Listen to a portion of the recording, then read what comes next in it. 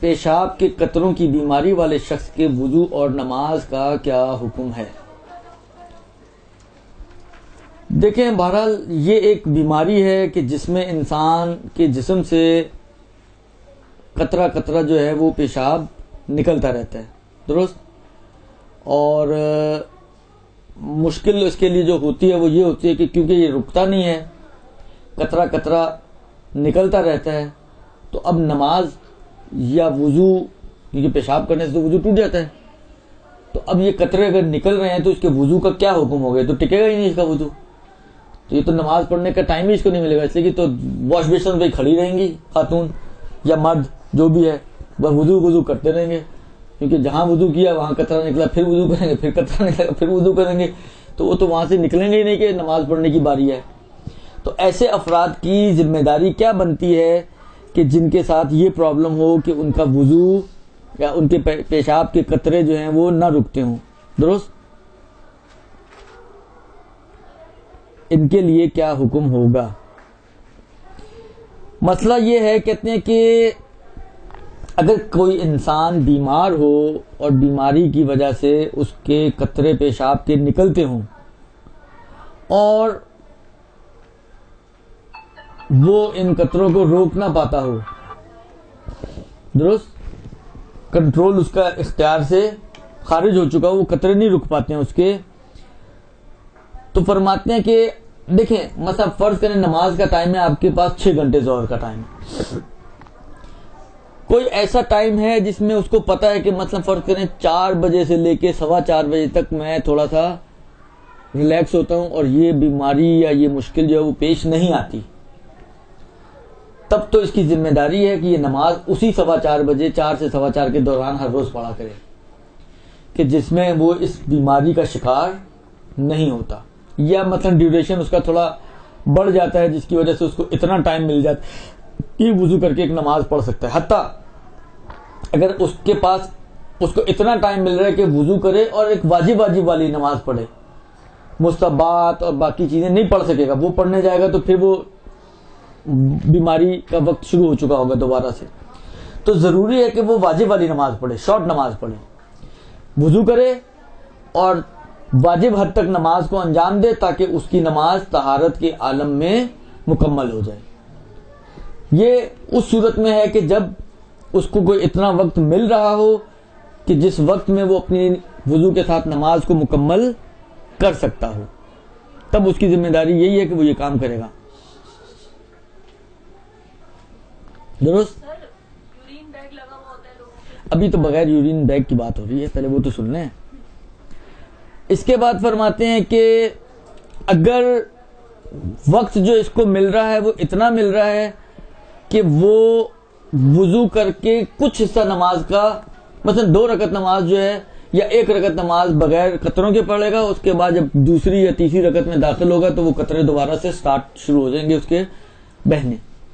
اگر کوئی ایسی صورتحال ہو، اس کا علاج ہے کوئی حجامت میں، تو وہ ان سے رجوع کریں۔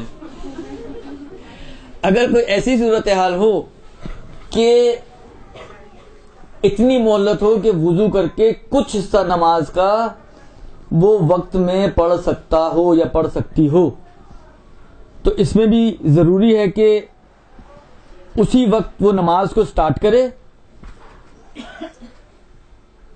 احتیاط کی بنا پر ضروری ہے کہ وہ اسی وقت نماز کو سٹارٹ کرے، اور پھر نماز کے دوران جو قطرے نکلیں گے وہ معاف ہیں، نماز کے دوران جو قطرے نکلیں گے وہ پھر اس کے لیے معاف ہو جائیں گے، اور ان قطروں کی وجہ سے اس کے لیے ضروری نہیں ہوگا کہ یہ دوبارہ جا کے وضو کرے۔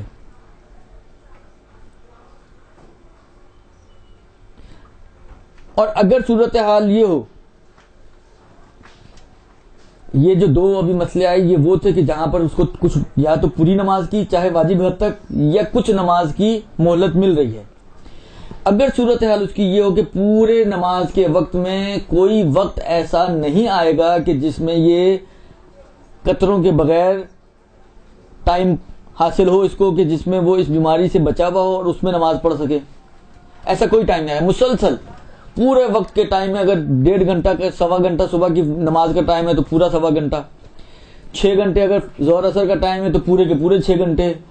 اسی طریقے سے فرض کریں 5-6 گھنٹے اگر مغرب عشاء کا ٹائم ہے تو یہ پورے کے پورے 5-6 گھنٹے ایسے ہیں کہ جس میں قطرہ قطرہ قطرہ اس کا پیشاب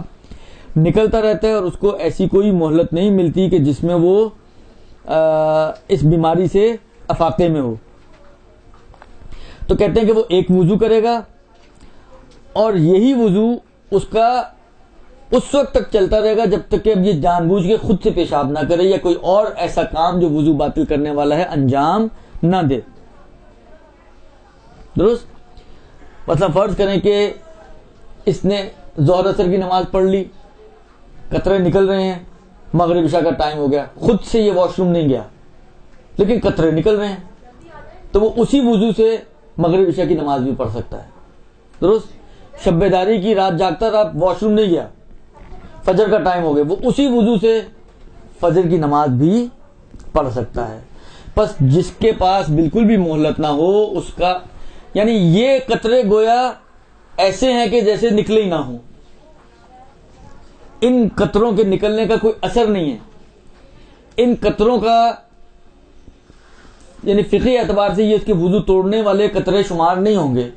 اسی وقت اس کا وضو ٹوٹے گا کہ جب یہ خود سے کوئی ایسا کام انجام دے, چاہے پیشاب کرے چاہے کوئی اور کام, کہ جو وضو کو باطل کرنے والا ہے, تو پھر اس کا یہ وضو ٹوٹے گا, ورنہ ان قطروں سے اس کا یہ وضو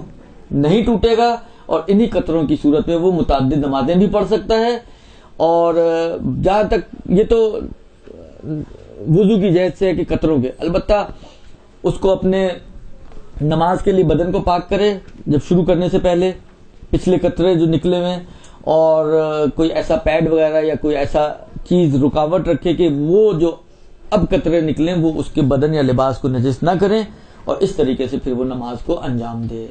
برحمتك يا ارحم الراحمين